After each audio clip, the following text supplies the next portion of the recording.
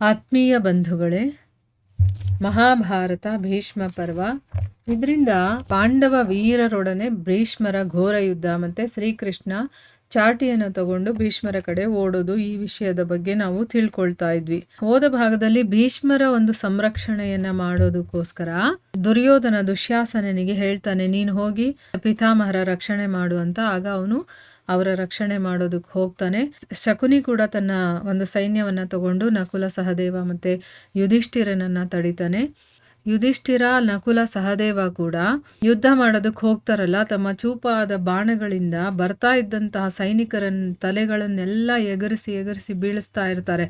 ಇದರಿಂದ ಅದು ಹೇಗೆ ಕಾಣಿಸ್ತಾ ಇತ್ತು ಅಂತಂದ್ರೆ, ಮರಗಳಿಂದ ಹಣ್ಣುಗಳು ಉದುರಿದ್ರೆ ಹೇಗೆ ಕಾಣಿಸುತ್ತೋ ಆ ರೀತಿ ಕಾಣಿಸ್ತಾ ಇತ್ತು. ಈ ರೀತಿ ತಮ್ಮ ಶತ್ರುಗಳನ್ನೆಲ್ಲ ಅವರು ಪರಾಸ್ತಗೊಳಿಸಿ ಶಂಖ ಮತ್ತೆ ಭೇರಿಗಳ ಶಬ್ದಗಳನ್ನ ಮಾಡ್ತಾರೆ. ತನ್ನ ಸೈನ್ಯ ಸೋಲ್ತಾ ಇರೋದನ್ನ ನೋಡಿ ದುರ್ಯೋಧನ ಬಹಳ ಉದಾಸೀನನಾಗ್ತಾನೆ. ಆಗ ಅವನು ಮದ್ರರಾಜನಿಗೆ ಹೇಳ್ತಾನೆ, ರಾಜರೇ ನೋಡಿ, ನಕುಲ ಸಹದೇವರ ಸಹಿತ ಈ ಜ್ಯೇಷ್ಠ ಪಾಂಡುಪುತ್ರ ನಿಮ್ಮ ಸೈನ್ಯವನ್ನ ಓಡಿಸೇ ಬಿಡ್ತಾರೆ. ನೀವು ಇವರನ್ನ ತಡೆಯುವಂತ ಕೃಪೆ ಮಾಡಿ. ನಿಮ್ಮ ಬಲ ಪರಾಕ್ರಮವನ್ನ ಎಲ್ಲರೂ ಕೂಡ ಸಹಿಸ್ಕೊಳ್ಳೋದಕ್ಕೆ ಸಾಧ್ಯ ಇಲ್ಲ ಅಂತ ಅಂದ್ಬಿಟ್ಟು ಹೇಳ್ತಾನೆ. ದುರ್ಯೋಧನನ ಈ ಮಾತನ್ನ ಕೇಳಿ ಮದ್ರರಾಜ ಶಲ್ಯ ರಥವನ್ನ ತಗೊಂಡು ರಾಜ ಯುಧಿಷ್ಠಿರನ ಮುಂದೆ ಬರ್ತಾನೆ. ಅವರ ಆ ವಿಶಾಲ ವಾಹಿನಿ ಒಂದೇ ಸರಿಗೆ ಯುಧಿಷ್ಠಿರನ ಮೇಲೆ ಹಾರುತ್ತೆ.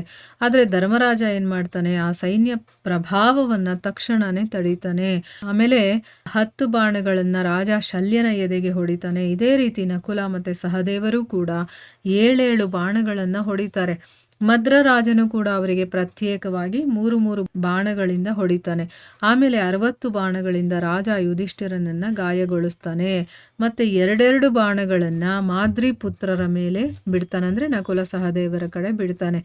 2 ಕಡೆಗಳಿಂದ ಬಹಳ ಘೋರ ಮತ್ತೆ ಕಠೋರ ಯುದ್ಧವಾಗೋದಕ್ಕೆ ಶುರುವಾಗತ್ತೆ.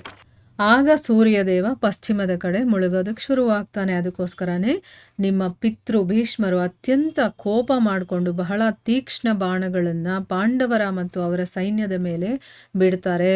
ಅವರು 11 ಬಾಣಗಳಿಂದ ಭೀಮನ ಮತ್ತೆ 9ರಿಂದ ಸಾತ್ಯಕಿಗೆ ಮತ್ತೆ 3ರಿಂದ ನಕುಲನ 7ರಿಂದ ಸಹದೇವನ ಮತ್ತೆ 12 ಬಾಣಗಳಿಂದ ರಾಜ ಯುಧಿಷ್ಠಿರನಿಗೆ ಹೊಡೆದು ಜೋರಾಗಿ ಸಿಂಹನಾದವನ್ನ ಮಾಡ್ತಾರೆ. ಆಗ ಅದಕ್ಕೆ ಬದಲಾಗಿ ನಕುಲ 12, ಸಾತ್ಯಕಿ 3 ಬಾಣ, ದೃಷ್ಟದ್ಯುಮ್ನ 70 ಬಾಣ, ಭೀಮಸೇನ 7, ಯುಧಿಷ್ಠಿರ 12 ಬಾಣಗಳಿಂದ ಅವರನ್ನ ಗಾಯಗೊಳಿಸ್ತಾರೆ. ಅದೇ ಸಮಯಕ್ಕೆ ದ್ರೋಣಾಚಾರ್ಯರು 5 ಬಾಣಗಳಿಂದ ಸಾತ್ಯಕಿ ಮತ್ತೆ ಭೀಮಸೇನನನ್ನ ಗಾಯಗೊಳಿಸ್ತಾರೆ. ಭೀಮ ಮತ್ತೆ ಸಾತ್ಯಕಿಯೂ ಕೂಡ ಅವರಿಗೆ 3 ಬಾಣಗಳನ್ನ ಬಿಡ್ತಾರೆ.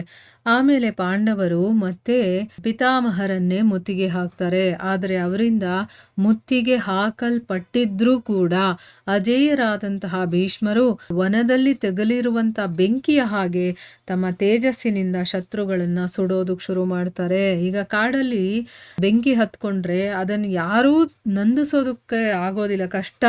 ಮತ್ತು ಅದರಲ್ಲಿ ಸಿಕ್ಕದವರೆಲ್ಲ ಸುಟ್ಟು ಭಸ್ಮನೇ ಆಗೋದಲ್ವಾ. ಅದೇ ರೀತಿಯಲ್ಲಿ ಅವರು ತಮ್ಮ ತೇಜಸ್ಸಿನಿಂದ ಶತ್ರುಗಳನ್ನು ಸುಡೋದಕ್ಕೆ ಪ್ರಾರಂಭ ಮಾಡ್ತಾರೆ. ಅವರು ಅನೇಕ ರಥಗಳು, ಆನೆಗಳು ಮತ್ತು ಕುದುರೆಗಳನ್ನು ಮನುಷ್ಯಹೀನರನ್ನಾಗಿ ಮಾಡ್ತಾರೆ. ಅವರ ಪ್ರತ್ಯಂಚದ ಗುಡುಗಿನ ಹಾಗಿರುವಂಥ ಟಂಕಾರವನ್ನು ಕೇಳಿ, ಅಂದರೆ ಆ ಧನಸ್ಸಿನ ದಾರ ಇರುತ್ತಲ್ಲ ಪ್ರತ್ಯಂಚ, ಅದನ್ನು ಎಳೆದು ಬಿಡ್ತಾರೆ ನೋಡಿ. ಅದರ ಟಂಕಾರ, ಆ ಶಬ್ದವನ್ನೇ ಕೇಳಿ ಎಲ್ಲ ಪ್ರಾಣಿಗಳು ನಡ್ಕೋದಕ್ಕೆ ಶುರುವಾಗತ್ತೆ. ಮತ್ತು ಅವರ ಅಮೋಘ ಬಾಣಗಳು ಕೂಡ ಚಲಿಸೋದಕ್ಕೆ ಶುರುವಾಗತ್ತೆ. ಭೀಷ್ಮರ ಧನಸ್ಸಿನಿಂದ ಬಿಟ್ಟಂತ ಬಾಣಗಳು ಯೋಧರ ಕವಚದಲ್ಲಿ ತಗಲ್ತಾ ಇರಲಿಲ್ಲ. ಅವು ನೇರವಾಗಿ ಅವರ ಶರೀರವನ್ನೇ ಭೇದಿಸ್ಕೊಂಡು ಹೊರಗಡೆ ಬರ್ತಾ ಇತ್ತು.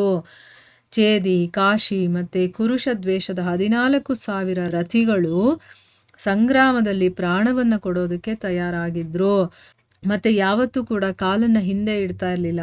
ಭೀಷ್ಮರ ಮುಂದೆ ಬಂದವರು ತಮ್ಮ ಆನೆ, ಕುದುರೆಗಳು ಮತ್ತೆ ರಥಗಳ ಸಹಿತ ನಾಶವಾಗಿ ಪರಲೋಕಕ್ಕೆ ಹೊರಟು ಹೋದ್ರು. ನೋಡಿ ಯಾವ ರೀತಿ ಯುದ್ಧ ನಡೀತಾ ಇದೆ ಅಂತಂದ್ಬಿಟ್ಟು. ಎಲ್ಲ ಕಡೆ ಬಾಣಗಳು ಬಿಡ್ತಾ ಇದ್ದಾರೆ, ಹೊಡಿತಾ ಇದ್ದಾರೆ. ಈ ಕಡೆ ಕುದುರೆಗಳು ಸಾಯ್ತಾ ಇದೆ, ಈ ಕಡೆ ಮನುಷ್ಯರು ಸಾಯ್ತಾ ಇದ್ದಾರೆ. ಈ ರೀತಿ ಪಿತಾಮಹರ ಜೊತೆನೆ ಪಾಂಡವರು ಯುದ್ಧ ಮಾಡುವಂಥ ಸಂದರ್ಭ ಬಂದಿದೆ. ಮುಂದುವರೆದು ಏನಾಗುತ್ತೆ ಅಂತಂದ್ಬಿಟ್ಟು ಮುಂದಿನ ಭಾಗದಲ್ಲಿ ತಿಳ್ಕೊಳ್ಳೋಣ. ಹರೇ ಕೃಷ್ಣ.